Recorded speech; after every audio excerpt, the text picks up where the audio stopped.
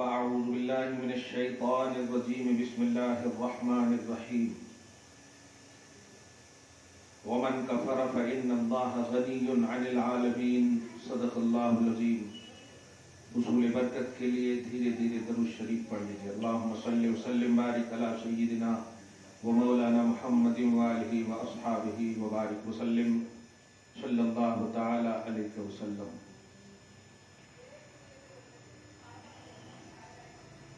اللہ کے فضل و کرم سے اسلامی کیلنڈر کا آخری مہینہ اور اس کی ابتدائی 10 ایام اور اس میں خصوصاً قربانی، ہم سب اس عادت سے محظوظ ہوئے.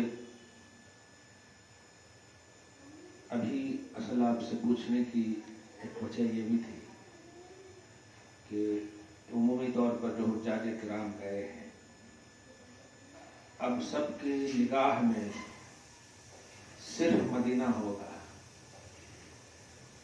سب سے بس اسی خیال میں ہوں گے. عشاق زائرین عشاق یہ قید ہے. باقی کچھ لوگ تو ایسے ہیں جو جلدی آنا چاہ رہے ہوں. ہاں، کوئی اہمیت نہیں. اللہ سبحانہ تمام زائرین حرم جو بقصد حج مبرور بنیت خالص بارادہ رضائے الہی گئے ہیں، مولا سب کے حج کو قبول فرمائے اور بار بار نصیب فرمائے. اپنا اپنے حبیب کا در دکھانا نصیب فرمائے. زیارت حرمین، حرمین کا مطلب ہوتا ہے 2 حرم، یعنی حرم کعبہ اور حرم مدینہ. زیارت حرم کے لیے نہیں بولتے ہیں، زیارت حرمین. جب یہ لفظ بول رہے ہیں تو اس کا مطلب دونوں کی زیارت کا ارادہ ہونا چاہیے. اور اگر غور کریں تو زیارت حرم کعبہ کو موقوف ڈیپینڈنٹ رکھنا چاہیے مقبولیت کے اعتبار سے زیارت حرم مدینہ پر. اور یہی اللہ کی رضا کا سبب ہے اور یہی حج مبرور اور مقبول کا راز ہے. آج قرآن پاک کے درس کے حوالے سے احادیث نبویہ کے آئینے میں تھوڑی سی توجہ سے آپ سنیں. اور جو حضرات گئے ہیں، آپ کے یہاں سے ماشاءاللہ، اور ہماری خواتین میں سے خاندان کے جو بھی گئے ہیں، مولا سب کے حج کو قبول کرے. یہ بات ان تک ضرور پہنچائیے گا. اگر وہ مدینہ نہیں گئے ہیں تو میں آداب زیارت روضہ رسول، آداب زیارت مدینہ، اس حوالے سے کچھ گائیڈنگ قرآن اور حدیث کے آئینے میں کر رہا ہوں. توجہ سے آپ سنیں اور اللہ پاک ہم سب کو بار بار وہ در دکھائے. جو نہیں دیکھیں کم سے کم ایک بار ضرور دکھا دے یا الہی وہ مدینہ کیسی بستی ہے جہاں پر رات دن مولا تیری رحمت برستی ہے. آپ دیکھے ہوں گے تو یقین جانیے تڑپ جاتا ہوگا دل جب وہ جاتے ہوں گے. یہ ان توحید پرستوں کی بنیادی حیثیت رکھنے والے صحابہ سے ہمیں ملتا ہے. یہ تصور حضرت ابو ہریرہ رضی اللہ تعالی عنہ ہیں. جب مدینہ میں جو کہ رہتے تھے، اصحاب صفہ میں سے ہیں. حج کو لوگ جب مدینہ سے آتے تھے مکہ تڑپ جاتے تھے، لیکن ماں کی خدمت کی وجہ سے حکم مصطفیٰ اور اطاعت مصطفیٰ کے جذبے سے سرشار ہو کر نبی کے پاس رہنا ترجیح دیتے ہیں ماں کی خدمت کی خاطر. تو اطاعت اور جذبہ یہ سب سے امپورٹنٹ چیز ہے. نبی صلی اللہ علیہ وسلم کی تصدیق اور اس کی مہر لگ جائے کیا بات ہے. بار بار اسی نیت اور تصور میں آپ ہم سب جئیں. اللہ پاک ہم سب کی جو نسلیں ہیں انہیں بھی اسی تصور میں جینا نصیب فرمائے. دولتوں کے انبار آپ کی دنیا کو تو سنوار سکتے ہیں، لیکن نبی کا عشق اور محبت دنیا کے بعد کی ساری دنیا کو سنوارتی ہے۔ قبر کی دنیا، برزخ کی دنیا، حشر کی دنیا، درجے کی جتنی بھی دنیا ہے، بلکہ اس دنیا سے ہر دنیا لمبی ہے آپ کے لیے۔ قبر کی دنیا دیکھیے، ہمارے دادا پردادا 100 کیا ہزاروں صدیوں پر نسلیں جو ہم نسل ہیں، ہماری اصل ہے، کتنے دن ہیں؟ ہر سال صرف آپ شب برات یا کوئی خاص موقع سے ان کو یاد کرتے، لیکن ہے تو وہ اس دنیا میں۔ اب پھر میدان محشر کا عنوان دیکھیں تو 50,000 سال کے برابر ایک دن کا وہ ہوگا۔ آپ تو 100 برس بھی نہیں جی پا رہے، وہاں 50,000 سال۔ غرضے کہ اس دنیا سے ہر دنیا بڑی دنیا ہے، اور ہر اس بڑی دنیا میں اگر کوئی کام آنے والی چیز ہے تو وہ نبی کی محبت، نبی کا عشق، نبی کا خیال، یہی چیز ہے۔ اگر ہم میں بھی اور ہماری نسلوں میں بھی ایکٹیو رہے تو انشاءاللہ نسلیں ہماری روحوں کو خوش کریں گی۔ آج مرنے والے کا یہ تو ہم سوچتے ہیں کہ وہ لوگ یہ کھاتے تھے، یہ فاتحہ دلا، وہ لوگ وہ کھاتے تھے، وہ فاتحہ دلا، ان کی روح خوش ہوتی نہیں۔ اگر وہ اللہ اس کے رسول کی رضا میں جی کر گئے ہیں تو یہ خوشی تمام کھانے پینوں پر وہ بھاری ہے۔ اللہ اس کا رسول راضی ہو، اس تصور میں جیے۔ آئیے چلتے ہیں مدینہ النبی صلی اللہ علیہ وسلم، اور جو حجاج کرام اس انتظار میں ہے کہ کب مدینہ کی بس ہمارے گھر میں آ کر لگے اور متوع آ کر بولے، یا وہ جو ہوتے ہیں نا بولنے والے کہ کل جانا ہے، وہ لگا دیتے ہیں آ کر الحمدللہ۔ ہاں معلم، وہ اسی خاص موقع سے بس دکھاتے بھی نہیں، انفارم کرتے ہیں بس۔ ہاں اللہ پاک آپ سب کا بھی ویزا لگا دے، مکہ کا، مدینہ کا، ہم سب کا بھی لگا دے۔ دیکھیے قرآن پاک کے ذریعے سے، یہ سورہ آل عمران ہے نا، تو سورہ نساء کی ایک آیت کریمہ ہے، اس کے ذریعے سے آداب زیارت حرم مصطفیٰ، جو بھی آپ نام دیں، آداب زیارت روضہ رسول، آداب زیارت مدینہ النبی صلی اللہ علیہ وآلہ وسلم۔ یہ بات تو طے ہے ماں کہ ہمارے نیکوکار ہونے میں 100% یقین ہے۔ دھیان دیجیے، نیکوکار ہونے میں نہیں، لیکن گناہگار ہونے میں 100 سے زیادہ یقین ہے۔ صحیح ہے کہ نہیں؟ ہم لوگ گناہگار ہیں، اس پر یقین ہے، لیکن کیا آل ان آل نیکوکار ہیں؟ یقین ہے آپ کو؟ نہیں ہے۔ اگر یہ یقین ہو جائے تو آپ ایک دوسرے کے پاس دکھیں گے ہی نہیں، ہمیشہ خیال خدا ہی میں رہیں گے، فنائیت کے تصور میں رہیں گے۔ تو گناہگار ہونا یقین ہے، نیکوکار ہونا آل ان آل یقین نہیں ہے۔ اللہ پاک کس نیکی کو قبول کر لے بس ہم تلاشتے ہیں۔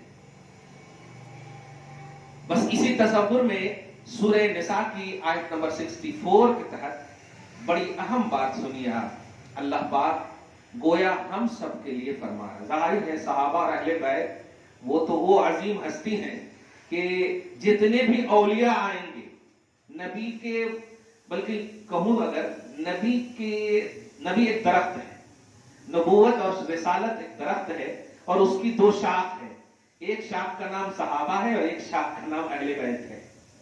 سمجھ رہے ہیں؟ محمد عربی صلی اللہ علیہ وسلم ایک درخت ہے، اس درخت کی 2 شاخ ہیں، ایک شاخ صحابہ اور ایک شاخ اہل بیت۔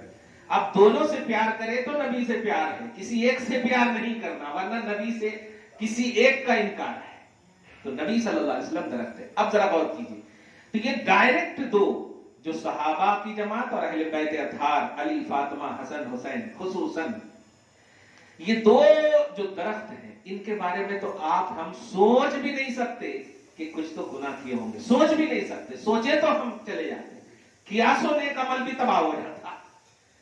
اب ذرا غور کیجئے، قرآن پاک اب جو فرما رہا ہے، یہ میں اس مس انڈرسٹینڈنگ کا بھی ازالہ کر رہا ہوں جو لوگ کہتے ہیں کہ صحابہ حضور کے پاس جاتے تھے گناہ کے کرنے کے بعد۔ یاد رکھنا، وہ اگر گئے بھی ہیں نا تو وہ بعد والوں کی آئیڈیالوجی دینے کے لیے، بعد والوں کو بیسٹ معیار دینے کے لیے، ورنہ جس ذات کو نبی نے بنایا ہو وہ ذات غلط ہو ہی نہیں سکتی، امپاسبل ہے۔ ہاں تو چونکہ قرآن اتر رہا ہے نبی پر اور سامنے ہے صحابہ، تو اب تو بتانا ہے نا، گناہ کا بھی کانسیپٹ اور نیکی کا بھی کانسیپٹ بتانا بھی ہے. اس لیے کچھ تعلیم امت کے لیے، بعد میں آنے والوں کے لیے کھل کر بولو، ہمارے اور تمہارے لیے یہ بتانا تھا. حضور پاک صلی اللہ علیہ وسلم کے ان عشاق کو سامنے رکھ کر کے پہلے یہ آیت کریمہ سنیے، اور یہ ذہن میں رکھتے ہوئے کہ مجرم اور گستاخ میں فرق ہے. گستاخ کبھی بھی نبی کے در پر جانا نہیں چاہتا، مجرم اس نبی کے در پر جائے گا. اور اللہ پاک مجرم اور گنہگار کو کہا ہے کہ جاؤ. ایک بات اور، میں جو ابھی مجرم اور گستاخ کی بات کا، اس کے بارے میں بھی پہلے ایک دلیل دے دوں، تاکہ چونکہ پڑھے لکھے لوگ آج کل زیادہ ہیں، ہماری عورتیں، ہماری بچیاں پریشان بھی ہوتی، انہوں ایسا کرتے، انہوں ایسا کرتے. یہ بھی قرآن پاک سورہ نساء کی آیت نمبر 61 دیکھیے. اس میں گستاخ بولے تو نبی کے خلاف جانے والے، یہ آپ کو آسانی سے نبی کے خلاف جانے والے، نبی کے لیے نیگیٹیوٹی رکھنے والے، یہ سب سے اہم تصور ہے. اللہ پاک نے ان گستاخوں کو اپنی گستاخی کی معافی اور تلافی کے لیے ایک موقع اور چانس دیا. فرمایا اذا قیل لهم تعالوا الى ما انزل اللہ، جب ان گستاخوں سے یہ کہا جاتا آؤ قرآن اور صاحب قرآن کے پاس، تعالوا الى ما انزل اللہ والى الرسول، اس چیز کے پاس جس چیز کو اللہ نے نازل کیا، یعنی قرآن کے پاس، وَإِلَى الرَّسُولِ، اور آؤ کہاں؟ رسول کے پاس. دھیان دیجیے گا. تو اللہ آگے فرماتا رَأَيْتَ الْمُنَافِقِينَ يَصُدُّونَ عَنْكَ صُدُودًا، میرے حبیب یہ قرآن کے پاس تو ممکن ہے دوڑتے ہوئے آئیں گے بھی، لیکن وہ آپ کے پاس نہیں آئیں گے.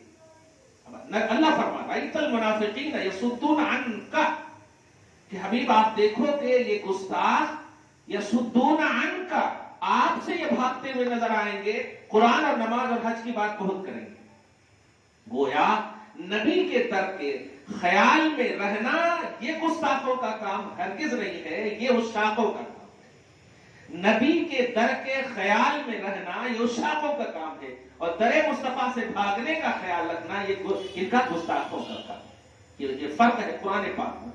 رَأَيْتَ الْمُنَافِقِينَ يَصُدُّونَ عَنْكَ صُدُودًا، منافقین یہ اللہ کے منکر کو یا اللہ کے نماز چھوڑنے والوں کو نہیں کہتے، صرف نبی کی گستاخی کرنے والے کو کہتے ہیں منافق. یہ سب سے بڑی بات ہے. اس لیے اس بات کو دھیان رکھیے. قرآن پاک سورہ نساء سورہ نمبر 4 کی آیت نمبر 61 ہے، 61، کہ ہم مجرم بن کر کے جائیں، ہم اپنے خطا، جرم، گناہ یہ سب کو اپنی مطلب جھولے میں لے کر کے جائیں. ہاں گستاخ کو یہ توفیق نہیں ہوتی. سمجھیے گا ماں، جو لوگ نبی کے در پر جانے کو بدعت یا مطلب ایزی تصور لیتے ہیں اور آسانی کا ایک عنوان دیتے ہیں، کہے تو بھی چلتا، نہیں یہ بھی تو چلتا، سمجھ جائیے کہ نفاق کی بو اس کے اندر ہے، نفاق اس کے اندر ہے، منافقت اس کے اندر ہے. اور جو صرف تڑپتے ہیں کہ بس ہم جرم کیے، گناہ کیے، خطا کیے، اس جرم اور گناہ اور خطا کی معافی اور تلافی کا ذریعہ اعظم محمد الرسول اللہ ہے، اس تصور میں اگر جاتا ہے تو قسم خدا کی قرآن پاک پر وہی سچا عامل ہے، وہی سچا عمل کرنے والی اور والا ہے. قرآن سنیں آپ. آگے فرماتا اللہ وَلَوْ أَنَّهُمْ إِذْ ظَلَمُوا، یہ نہیں فرمایا وَلَوْ أَنَّهُمْ إِذْ أَنفَقُوا، نفاق نافقوا نہیں فرمایا، ظلموا. میرے حبیب سنیے، اگر گناہگار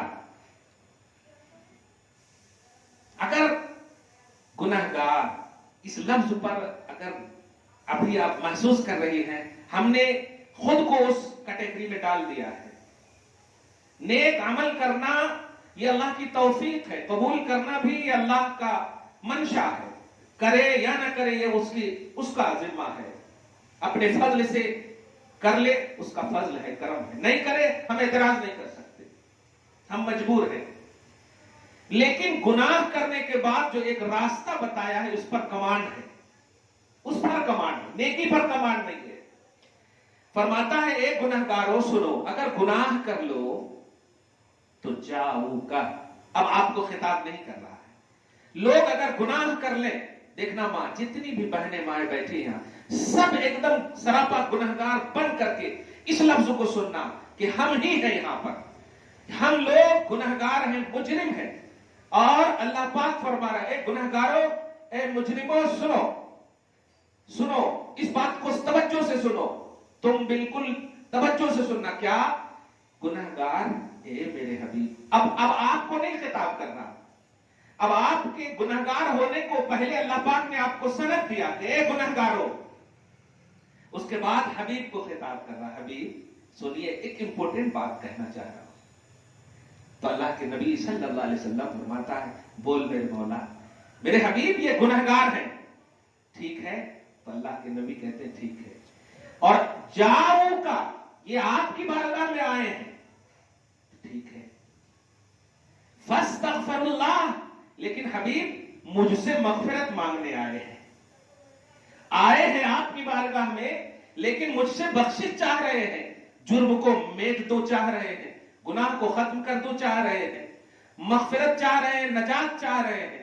तो नबी कहते हैं ठीक है, मेरा काम क्या है मौला?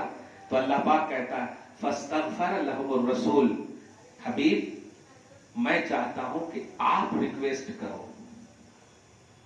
ये मांगेंगे डायरेक्ट मगफिरत तो नहीं दूंगा, मैं चाहता हूं कि आपके दर पे आए हैं तो आपके दर पे आए और मांगे मुझसे मगफिरत, लेकिन मगफिरत मांगने को जरिया बनाए आपको।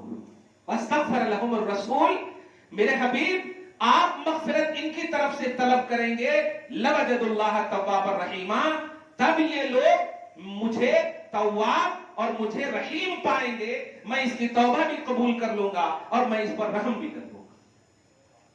ये है आयत, एक एक लफ्ज बता दिया मैंने। 64 देखा आपने, किसको कहा? गुनहगारों को अल्लाह ने सनद दिया गुनाह के बाद कि मेरे हबीब ये गुनहगार है, मैं कह रहा हूं। हबीब कह रहे ठीक है मौला, ये गुनहगार है, समझ गया। आगे क्या है? कहा मुझसे मगफिरत मांगने के लिए आए हैं आपकी बारगाह में, मगर मैं नहीं माफ करूंगा इन्हें, मैं नहीं माफ करूंगा। आप अगर लब हिला देंगे इनके लिए तो मैं माफ कर दूंगा। अब आप बताओ मां, नबी के गुस्ताख को तो पहले तौफीक ही नहीं देता अल्लाह ताला, जाएगा ही नहीं, मगर गुनाहगारों को अल्लाह पाक ने ये तौफीक दिया। गुनाह करके दर मुस्तफा पे हाजिर हो जाओ, हबीब को अट्रैक्ट किया, हबीब आप लब हिलाओ, तब मैं इनकी तौबा भी कबूल कर लूंगा, इन पर रहम भी कर लूंगा। बताओ, तव्वाब तौबा कबूल करने वाला अल्लाह है, रहीम रहम फरमाने वाला अल्लाह है। ये तव्वाब और रहीम अल्लाह पाक कब खुल करके आपके सामने इस सिफत के साथ और शान के साथ आया? जब लबे मुस्तफा हिले आपके गुनाह पर। यानी नबी ने कहा ए मेरे मौला, अगर तू कहता है कि गुनहगार मेरी वजह से बख्शे जाएंगे, तो मैं कह रहा हूं मौला मेरी गुनहगार उम्मत को बख्श दे। ये अल्लाह पाक का दर्स है मां। क्या आप हरम मुस्तफा और रोज़ा रसूल की जियारत को इजी ले सकते हैं? जियारत मुस्तफा रोज़ा रसूल, नबी के पास जाना, ये अगर आसान उन्वान होता, इजी उन्वान होता तो बताइए। नेकोकारी पर आपको यकीन है? आपकी कौन ऐसी नेकी है बताइए जो अल्लाह की बारगाह में आपकी एक आंख के बराबर हो सके, जो अल्लाह ने आपको दिया है। हजारों नेमतें आपको दी हैं, नाखून से लेकर सर के बाल तक, एक बाल के बराबर भी आप बताएं जो अल्लाह ने आपको दी है। आपकी मेहनत के पैसों की बात नहीं कर रहा हूं, जो आपके नाखून से लेकर सर के बाल तक जो सरापा अल्लाह ने एहसान फरमाया। इन तउद्दु नेमत अल्लाह ला तुहसूहा, अल्लाह की जो नेमत आप पर है, अगर वो तुम चाहो भी तो गिना नहीं सकते। आज 10 मिनट, 1 घंटा, 1 हफ्ते के ऑक्सीजन के लिए 10,000 रुपये आपने खर्च किए हैं, और अल्लाह पाक बगैर पैसे के आपको रोज ऑक्सीजन दे रहा।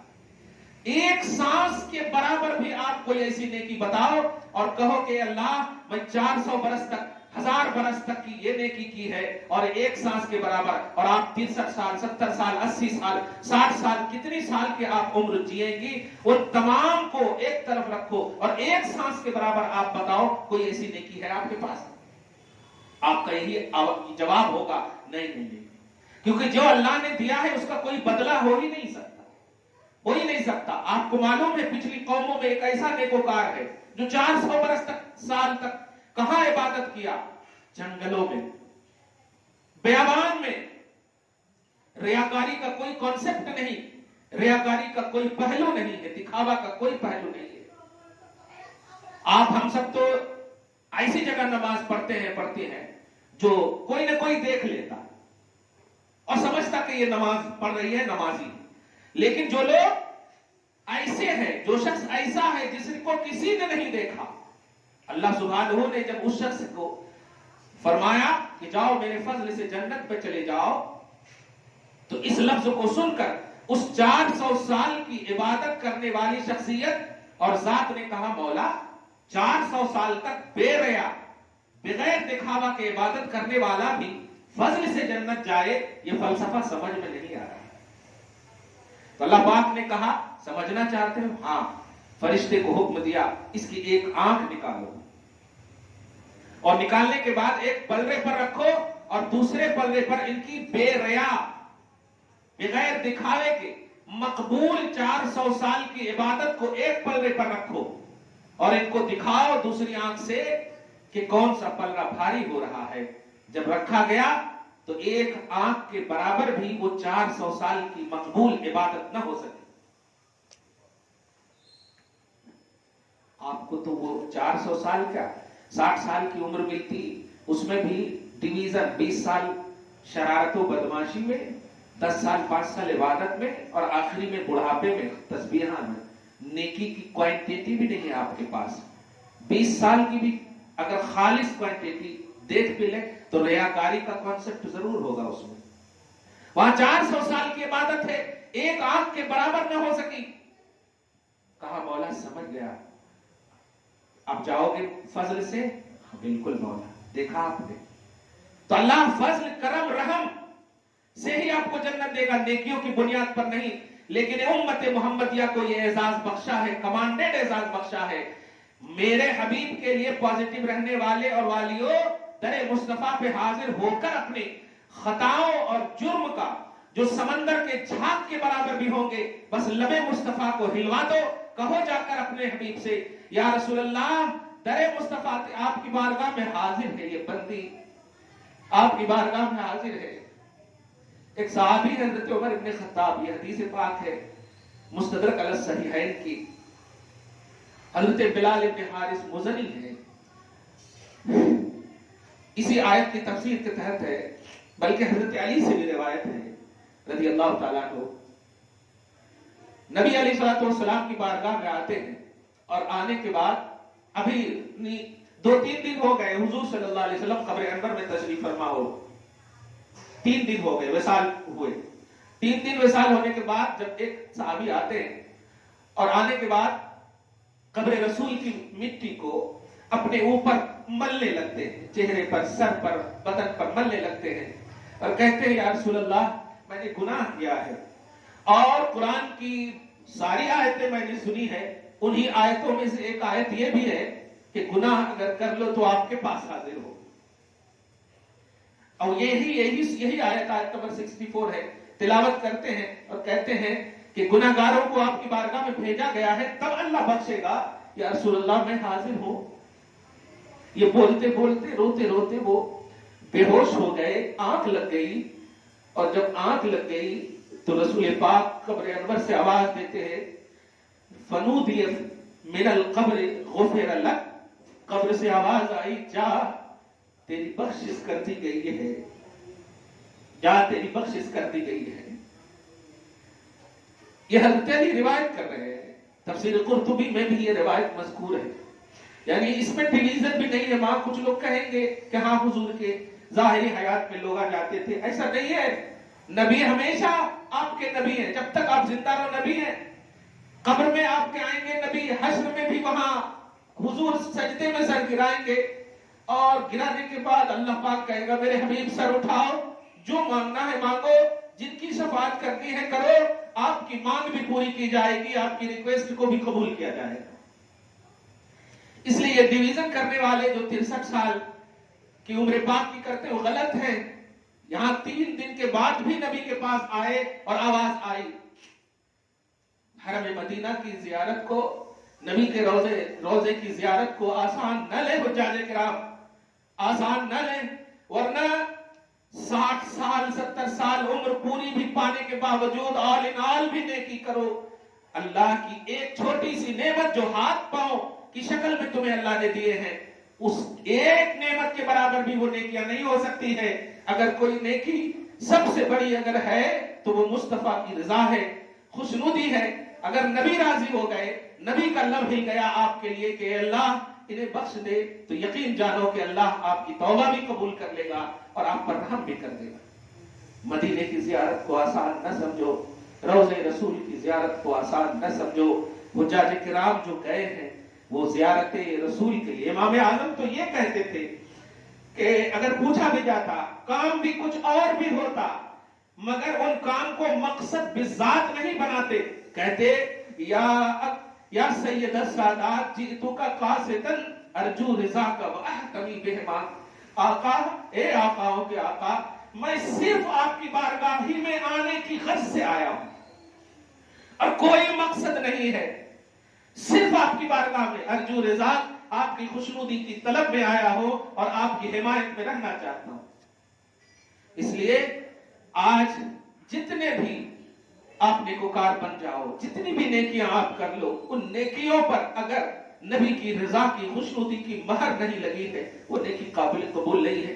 تمام نعمتیں ایک طرف حضور پاک صلی اللہ علیہ وسلم امت محمدیہ کے لیے، اس خلق کے لیے، بلکہ ساری مخلوق کے لیے، لیکن خاص طور سے آپ کے لیے، ہمارے لیے سب سے بڑی نعمت محمد رسول اللہ صلی اللہ علیہ وسلم کی ذات ہے۔ اللہ پاک نے یہاں بھی، قبر میں بھی، حشر میں بھی بتائے نا محمد رسول اللہ، یہ کلمہ آپ کا صرف دنیا تک ہی ہے، کیا آپ حشر کے میدان میں مومن نہیں ہیں؟ اور جب مومن ہیں تو آپ کا کلمہ کیا ہوگا؟ وہاں کلمہ بدلے گا نہیں نا، وہی کلمہ ہوگا لا الہ الا اللہ محمد رسول اللہ۔ یہ اینی ٹائم آپ کے ساتھ، جہاں جب جس وقت، یہ جملہ ہی نہیں ہونا چاہیے مومن کے لیے، جب آپ مومن ہمیشہ کے لیے ہیں تو محمد عربی صلی اللہ علیہ وسلم آپ کے لیے قبولیت کا راز ہمیشہ کے لیے۔ یہ ایک بات اہمیت اور فضیلت کی بات تھی۔ اب کہہ رہا ہوں ادب زیارت مدینہ، سب سے امپورٹنٹ چیز یہ ہے، کچھ لوگ پوچھتے ہیں نماز کے لیے وضو ضروری ہے، لیکن یاد رکھیے گا نماز اللہ کا عمل ہے، اس میں کمی بیشی ہو یہ حقوق العباد نہیں، حقوق اللہ ہے، اور اللہ اپنے حقوق کو اپنے فضل سے معاف کر سکتا ہے، لیکن مصطفیٰ کی بارگاہ یہ حقوق العباد سے تعلق رکھتے ہیں، دھیان دیجیے گا، اور حقوق العباد میں اگر کمی بیشی آ گئی تو اللہ معاف نہیں کرے گا جب تک کہ بندہ معاف نہ کرے۔ آپ سمجھ گیا؟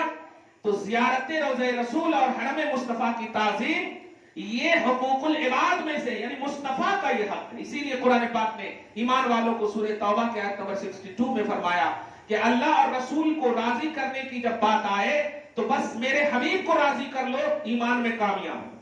اللہ و رسول احق ان یرضوہ ان کانوا مؤمنین، اللہ اور رسول میں زیادہ حق یہ ہے کہ تم میرے حبیب کو راضی کر دو اگر تم مومن ہو، تو مومن کی شان ہے حضور کو راضی کرنا۔ تو اب آپ ہم سب سمجھ گئے ہوں گی کہ بڑا ہی خیال رکھنا ہے زیارت روضہ رسول کا، مصطفیٰ جان رحمت کی تصور کا، ان کے حرم پاک کی زیارت کا بڑا خیال رکھنا ہے۔ بے توجہی سب سے بڑی جو آج کی تاریخ میں ہونے والی ہے وہ موبائل کی ہے۔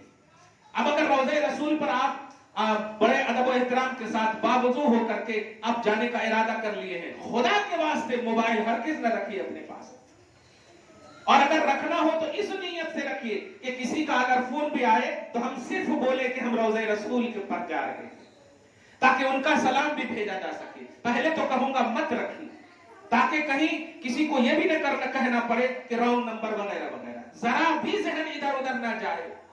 صحابہ کا تصور ایسا ہوتا تھا کہ جیسے سروں پر پرندے بیٹھے ہوئے ہوں اور ادب مصطفیٰ کرتے تھے۔ پرندے بیٹھے ہوئے،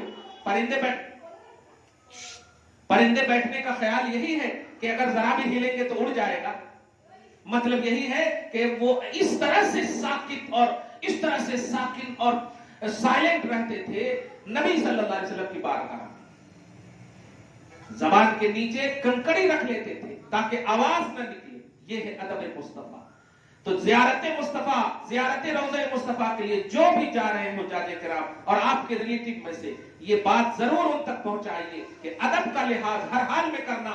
بے ادبی کسی بھی طرح سے، کوئی بھی ایسی باتیں جیسے موبائل ہے، بچے ہیں یا کوئی بھی ہو، ان تمام کے ذریعے سے آپ، شیطان تو چاہے گا ہی، بڑی عظمت کے لیے بڑا شیطان آپ کے پیچھے لگا رہے. تو آپ کو بھی یہ بتا دینا ہے تصور اور خیال مصطفیٰ میں کہ بڑے سے بڑا شیطان کیوں نہ آ جائے، ہم نبی کے عشق میں ڈویژن نہیں ہونے دیں گے. نبی کے عشق میں ہمارا دماغ ادھر ادھر نہیں جائے گا، نبی کے خیال میں توجہ میں نہیں جائے گا. تو پھر اگر روضہ رسول کی زیارت مقبول ہو گئی تو پھر حج بھی آپ کا مقبول ہو جائے گا. دعا ہے اللہ تعالیٰ جو بھی وہاں جانے والے ہیں سب کی حاضری کو قبول فرمائے. جس مقصد سے، خصوصاً حج کے ارکان کی قبولیت کے مقصد سے، اور اس میں جو کمی بیشی ہوئی ہے اس کی معافی تلافی کے لیے مصطفیٰ اپنا لب ہلا دیں. اللہ توبہ بھی قبول کر لے گا، رحم بھی فرما لے گا، اور ہم سب کے لیے بھی وہ جو دعا کریں اس در پر انشاءاللہ ضرور قبول ہوگی. مصطفیٰ صرف لب ہلا دیں. آمین. بجاہ سید المرسلین وصلی اللہ تعالی علی خیر خلق محمد وآلہ وصحبہ اجمعین برحمتک یا ارحم الراحمین.